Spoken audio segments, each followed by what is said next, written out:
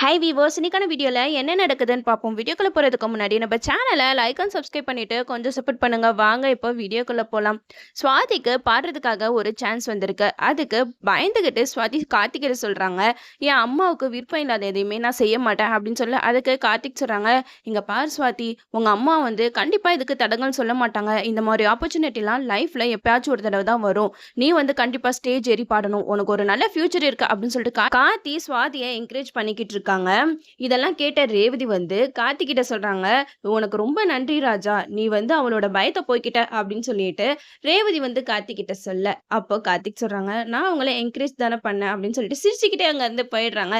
ரேவதி கார்த்தியை பார்த்து ஒரு லுக் விடுறாங்க பாருங்க, சூப்பரா இருந்தது. இவ்வளவு நாள் வந்து ரேவதி கார்த்தியை பார்த்தாலே முறைச்சிக்கிட்டே தான் இருப்பாங்க. இப்பதான் நம்ம ரேவதி வந்து கார்த்திய செம்மையா ஒரு லுக்கோட பார்க்க ஆரம்பிச்சிருக்காங்க. இன்னும் கொஞ்ச நாள்ல ரேவதி கார்த்திய விரும்ப ஆரம்பிச்சிருவாங்க. அது மட்டும் இல்லாம நம்ம கார்த்திக், மயில், ராஜராஜன் இவங்க 3 பேருமே பேசிக்கிட்டு இருக்காங்க. அப்போ நம்ம கார்த்திக் சொல்றாங்க, ரேவதி வந்து வெளிநாட்டுக்கு போறதுக்காக ஏற்பாடெல்லாம் பண்ணிக்கிட்டு இருக்கா அப்படின்னு சொல்லிட்டு மயில் கிட்ட சொல்ல. அதை கேட்ட மயில் வந்து பயங்கரமா ஷாக் ஆகுறாங்க.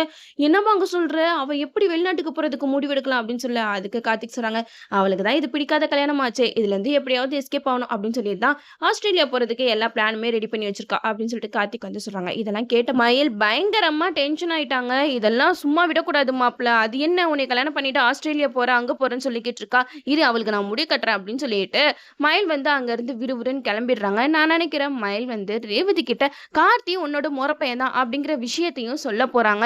அது மட்டும் இல்லாம இப்போ சந்திரகலாவுக்கு கார்த்தியை பத்தின எல்லா விஷயமும் தெரிஞ்சிடுச்சு. எப்படியாவது இவனை இந்த வீட்டை விட்டு துரத்தணும் அப்படின்னு சொல்லிட்டு கார்த்தியா நோட்டம் போட்டுக்கிட்டே தான் இருக்காங்க. நம்ம சந்திரகலாவுக்கு இப்ப கார்த்தி வந்து பெரிய தொழிலதிபர், ராஜா ரகுபதி அவங்களோட பேரை வந்து கார்த்திக் தான் அப்படிங்கிற விஷயம் தான் தெரிஞ்சிருக்கு. கார்த்தியோட பாஸ்ட் லைஃப் அதை பத்தி இன்னும் சந்திரகலா வந்து கண்டுபிடிக்கல. நான் நினைக்கிறேன் சந்திரகலா தான் கார்த்தியோட பாஸ்ட் லைஃப் எல்லாம் கண்டுபிடிக்க போறாங்க. ஏன்னா இப்போதைக்கு சந்திரகலாவுக்கு அவனை பத்தின விஷயம் எதையுமே நம்ம அக்கா கிட்ட சொல்ல முடியலன்னு சொல்லிட்டு பயங்கரமா டென்ஷன்ல இருக்காங்க. இன்னும் கொஞ்ச நாள்ல நம்ம கார்த்தி வந்து தீபான்ற ஒரு பொண்ணு கல்யாணம் பண்ணிருக்காங்க அப்படிங்கிற விஷயம் நம்ம சந்திரகலா கண்டுபிடிச்சு நம்ம சமுண்டேஸ்வரி கிட்ட சொல்லுவாங்க. இந்த டிரைவர் ஏற்கனவே கல்யாணம் ஆனவன், அவன் ஒய்ஃப் வந்து இறந்துட்டாலாம், அதனாலதான் இங்க வந்து டிரைவரா நடிச்சு இப்போ உன் பொண்ணு கழுத்துல தாலி கட்டியிருக்கான் அப்படிங்கிற விஷயத்தெல்லாம் சந்திரகலா வந்து சமுண்டேஸ்வரி கிட்ட சொல்லி எப்படியும் அவங்க 2 பேரையும் பிரிக்க தான் ட்ரை பண்ணிக்கிட்டு இருப்பாங்க. எப்பதான் இந்த உண்மையெல்லாம் தெரிஞ்சு நம்ம கார்த்திக் ரேவதியை கூட்டிட்டு அவங்களோட வீட்டுக்கு போவாங்கன்னே தெரியல. என்னதான் கார்த்திக்கு எதிரா நிறைய விஷயங்கள் நடந்தாலும் இப்ப ரேவதி கழுத்துல தாலி கட்டினது கார்த்திக் தானே.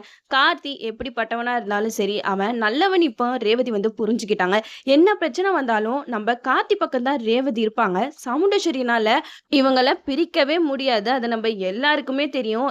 இதுக்கப்புறம் நம்ம கார்த்தியோட விஷயம் எல்லாமே சமுண்டேஸ்வரிக்கு தெரிஞ்சா மட்டும்தான் சீரியல் வந்து விறுவிறுப்பா போறதுக்கு நிறைய வாய்ப்புகள் இருக்கு. அது மட்டும் இல்லாம இப்போ ரேவதிக்கு கார்த்திக் மேல நல்ல ஒரு அபிப்பிராயம் வந்துருச்சு. இன்னும் ரேவதிக்கு கார்த்திகே தீபாவோட விஷயத்தை பத்திலாம் சொன்னா செம்மையா இருக்கும். அது ஒரு மெமரிஸ் மாதிரி வந்து போகும். நம்ம கார்த்திக்கு அந்த சீன்ஸ் எல்லாம் கொண்டு வருவாங்களான்னு தெரியல, நம்மளும் வெயிட் பண்ணி பார்ப்போம். ஓகே வியூவர்ஸ், இந்த வீடியோ உங்களுக்கு பிடிச்சிருந்தா லைக் பண்ணுங்க, மறக்காம நம்ம சேனலை சப்ஸ்கிரைப் பண்ணிருங்க.